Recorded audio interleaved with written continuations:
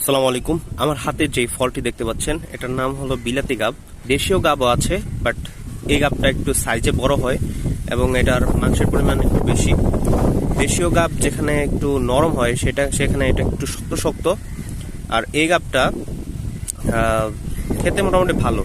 এই ফলটা কাটার পর ঠিক এরকম দেখা যায়, এগুলো হলো বীজ আর বাইরের এগুলো হলো মাংস মোটামুটি আছে।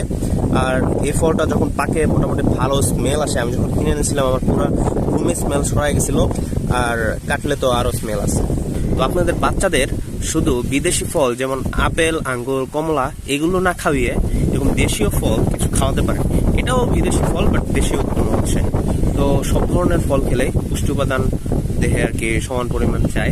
বিভিন্ন ফলে বিভিন্ন ধরনের পুষ্টি উপাদান। আমি শুধু বলতেছি না যে আপেল, আঙ্গুর ওগুলো মানে না খাওয়াইতে আর কি। ওগুলোর পাশাপাশি মাঝে মাঝে এগুলো খাওয়াতে পারেন। সো ধন্যবাদ সবাইকে।